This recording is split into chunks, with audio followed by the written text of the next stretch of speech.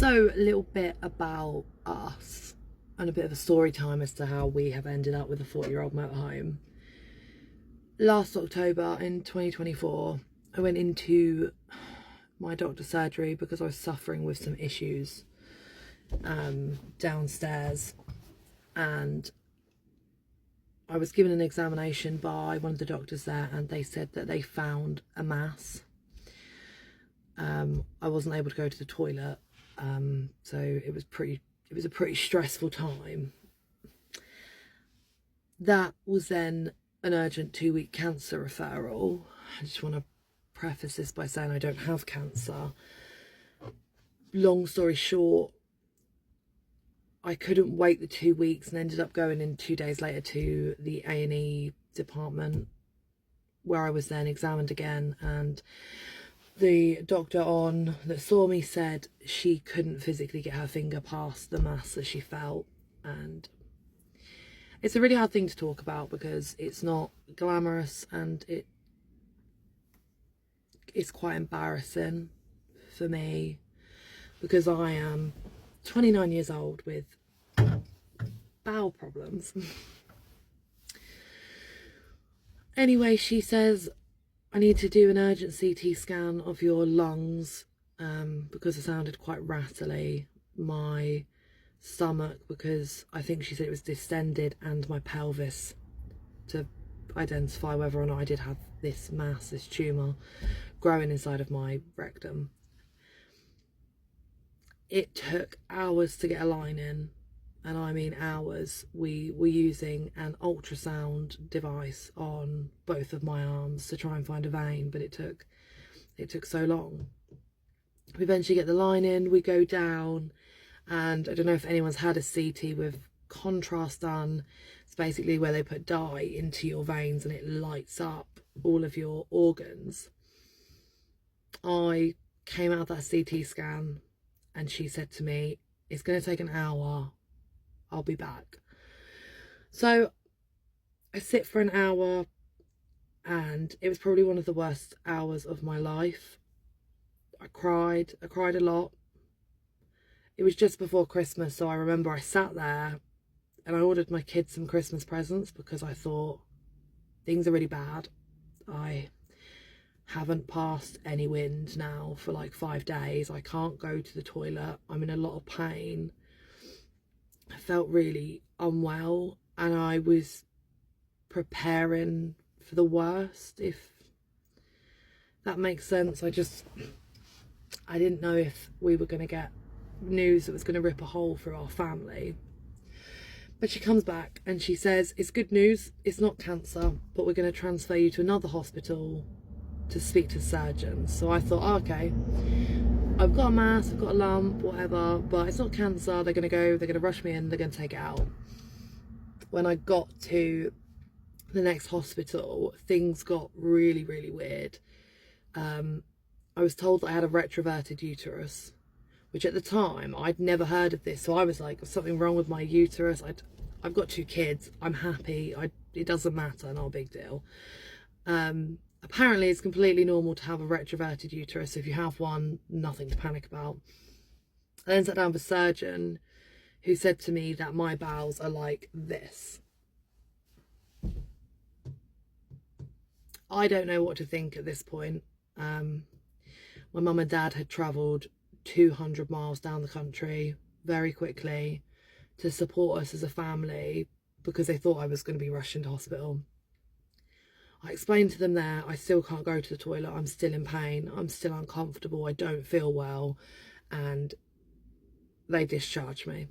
They sent me home. I still don't know what's going on. A couple of days later, I go to a different hospital because I've not had luck with the 2 that I've already been at. I can't go to the toilet. We're probably coming up to a week now. I'm getting nervous. I go to the hospital and they basically just flush my systems again, send me home. At this point, as a family, we're just so confused. I don't know what this means in medical terms. So we book in urgently to speak to the GP, who then explains that I have a rare condition which is called intestinal malrotation. it's a birth defect and it's really, really rare. It affects something ridiculous like 0.001% to 0.2% of people. Most people present with this condition in the first 18 months of their life. When I've spoken to my mum, there's been a lot of things that have made sense about when I was a baby. I was quite a sick baby. I was a projectile vomiter. There was a lot of signs there that did point to the fact that there was something wrong with me. But I was also a really fat baby. I was a 10 £9 baby. I looked like the Michelin Man, just a ginger version. So I think that because my weight was good as a baby, nothing ever got picked up on. I've done 29 years. Or sorry, at that point I'd done 28 years of my life and I'd not had any issues. A couple of months prior to it, I had been on a hen do in Ayia Napa. I was drinking, I was having fun, living life, just living life to the fullest. And then we find out I've got intestinal malrotation.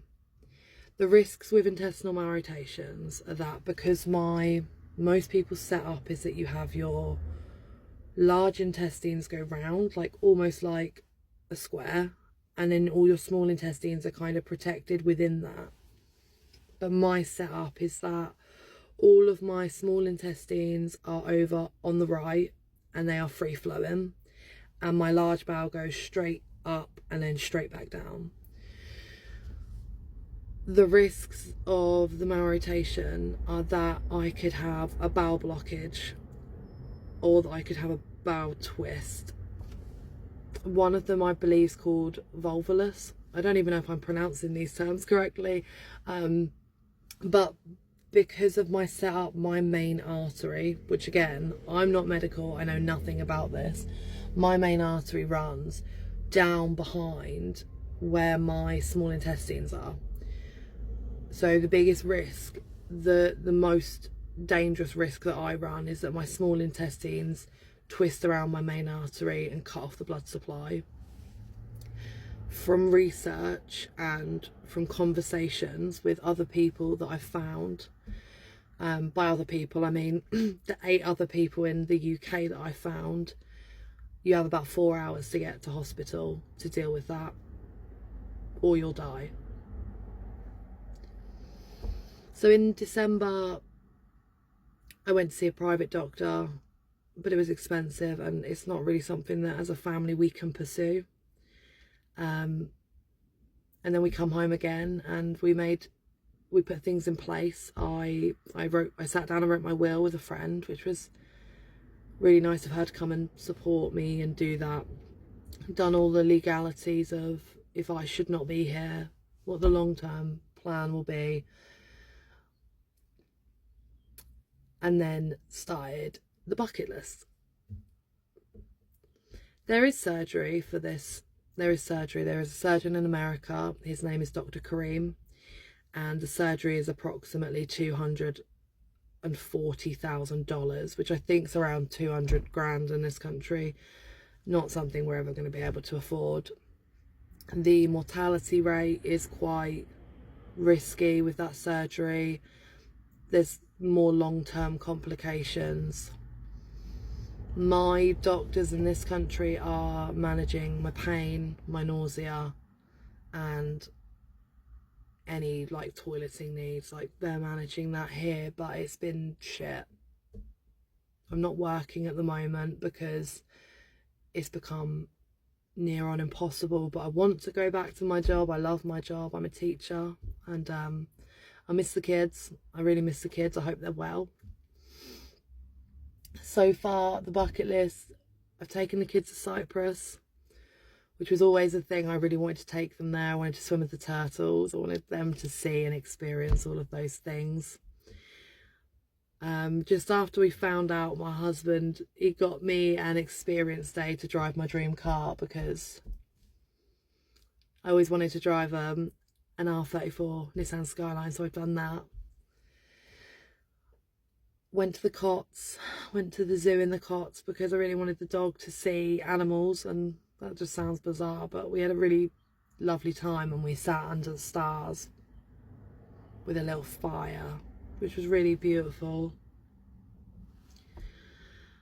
My mum and dad have had a camper van, and they've always travelled with caravans and tents, like you name it. They started from tents, worked their way all the way up to a motorhome, which they now call the bus. And I was just always in awe of the travels they do and the things they go and do, and thought that'd be so cool if we can do that one day. So with a bit of support from my nan and my parents, my mum rings me on a Saturday night. I'm at a Christmas do with some friends, and she said there's one, it's come up, it's just down the road from us, we're going to go look at it in the morning.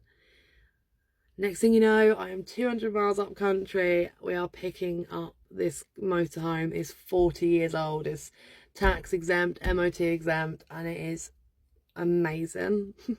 We spent the last 2 nights in it, and I have never felt more at peace in this whole time than I felt in the last 2 days. Seeing the kids really happy, it makes me really happy. So I'm sorry, it gets me down because it's uncertain. From what I understand of this very rare condition is that in the UK there's no specialist that can help me or will help me right now. We're still looking. From what I understand, I could live the rest of my life and nothing ever happen, but the symptoms that I'm living with indicate that something isn't right, and we can't get the help, we can't get the answers. So this is a really long video, but stick around for the journey. We're going to make loads and loads of memories with our kids, and just going to keep doing the bucket list. Thank you all for watching.